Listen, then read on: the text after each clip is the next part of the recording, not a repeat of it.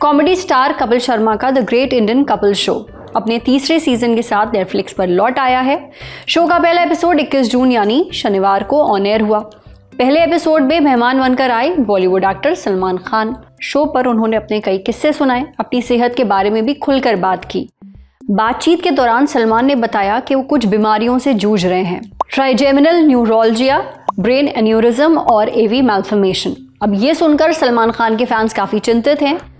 देखने में तो सलमान एकदम हेल्दी लगते हैं। अब सब जानना चाहते हैं कि सलमान आखिर जिन दिक्कतों से जूझ रहे हैं वो हैं क्या। सबसे पहले बात ट्राइजेमिनल न्यूरोलजिया की। सलमान खान की समस्या पर हम पहले भी बात कर चुके हैं। इस एपिसोड की डिस्क्रिप्शन में आपको उसका लिंक मिल जाएगा। आज हम आपको बताएंगे क्या है ब्रेन एन्यूरिज्म और एवी मैल्फॉर्मेशन जिससे सलमान जूझ रहे हैं। इनके बारे में हमें बताया sir H.N.. Reliance foundation hospital Mumbai के न्यूरो इंटरवेंशनल सर्जरी डिपार्टमेंट में डायरेक्टर डॉक्टर विपुल गुप्ता ने। डॉक्टर विपुल बताते हैं कि ब्रेन एन्यूरिज्म और एवी मैल्फॉर्मेशन दोनों ही दिमाग से जुड़ी बीमारियां यानी ब्रेन से जुड़ी समस्याएं हैं। पहले बात ब्रेन एन्यूरिज्म की। जब दिमाग में मौजूद किसी खून की नली में कोई उभार आ जाए या किसी जगह पर वो गुब्बारे की तरह फूल जाए तो इस फूले हुए हिस्से को हम ब्रेन एन्यूरिज्म कहते हैं। ऐसा तब होता है जब खून की नली किसी खास जगह पर कमज़ोर हो जाती है और उस कमज़ोर हिस्से पर बार बार खून का दबाव पड़ता है। नतीजा वो कमज़ोर हिस्सा फूलकर गुब्बारे जैसा बन जाता है। अब अगर ये फट जाए तो दिमाग में इंटरनल ब्लीडिंग होने लगती है और ये एक जानलेवा कंडीशन है। पर ज़्यादातर ब्रेन एन्यूरिज्म सीरियस नहीं होते हैं, खासकर अगर वो बहुत छोटे हैं। अक्सर लोगों को दूसरी बीमारी का टेस्ट करवाते वक्त इसका पता चलता है। आमतौर पर ये बिना किसी लक्षण के ब्रेन में बनते रहते हैं, मगर दिक्कत तब होती है जब ये फट जाते हैं। ऐसा होने पर अचानक और बहुत तेज सिर दर्द होता है, व्यक्ति को धुंधला दिखने शुरू हो जाता है, उबकाई और उल्टी आने लगती है, गर्दन में अकड़न होती है, व्यक्ति बेहोश तक होने लगता है। इसका रिस्क उन्हें ज़्यादा होता है जो 40 पार कर चुके हैं, जिनके घर में ब्रेन एन्यूरिज्म की फैमिली हिस्ट्री रही है। उस पर अगर व्यक्ति का बीपी हाई रहता है, वो स्मोकिंग करता है, उसका जो लाइफस्टाइल है वो ख़राब है, तो ब्रेन एन्यूरिज्म होने का रिस्क और ज़्यादा बढ़ जाता है। इससे बचने के लिए ज़रूरी है कि हाई बीपी को कंट्रोल किया जाए, अच्छी नींद लें, रोज़ एक्सरसाइज करें, स्मोकिंग छोड़ दें, कुल मिलाकर हेल्दी लाइफस्टाइल अपनाएं। अगर ब्रेन एन्यूरिज्म की फैमिली हिस्ट्री है तो समय समय पर टेस्ट करवाते रहें। सिटी स्कैन, MRI, एंजियोग्राफी से ब्रेन एन्यूरिज्म की जांच हो सकती है। अगर टाइम पर इसका पता चल जाए तो सर्जिकल क्लिपिंग या फिर एंडोवास्कुलर कॉइलिंग के जरिए इसे ठीक किया जा सकता है।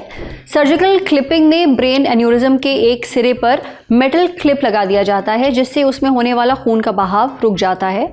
वहीं एंडोवास्कुलर कॉइलिंग में कैथेटर नाम के ट्यूब से एन्यूरिज्म के अंदर कॉइल डालकर उसे भर दिया जाता है ताकि उसमें खून का बहाव रुक जाए। अब बात एवी मैल्फॉर्मेशन की। इसका पूरा नाम है आर्टरियोवेनस मैल्फॉर्मेशन। इसमें आर्टरीज और वेन्स यानी धमनियां और शिराएं सीधे जुड़ जाती हैं बिना कैपिलरीज यानी कोशिकाओं के। इससे शरीर में खून के बहाव पर असर पड़ता है। कैपिलरीज ना होने से शरीर के टिश्यूज को पर्याप्त ऑक्सीजन नहीं मिलता। देखिए, हमारा दिल खून को पंप करता है। ऑक्सीजन से भरा ये खून आर्टरीज के जरिए शरीर के अंगों तक जाता है। आर्टरीज आगे चलकर कैपिलरीज यानी कोशिकाओं में बट जाती हैं और ये बहुत ही पतली होती हैं। इन्हीं के जरिए शरीर के सेल्स तक ऑक्सीजन पहुंचता है और कार्बन डाइऑक्साइड वापस आता है। फिर ये बिना ऑक्सीजन वाला खून वेन्स के जरिए वापस दिल तक जाता है। यहाँ से ये फेफड़ों में भेजा जाता है और वहाँ से ऑक्सीजन लेकर ये वापस दिल में आता है और पूरा प्रोसेस फिर से शुरू हो जाता है।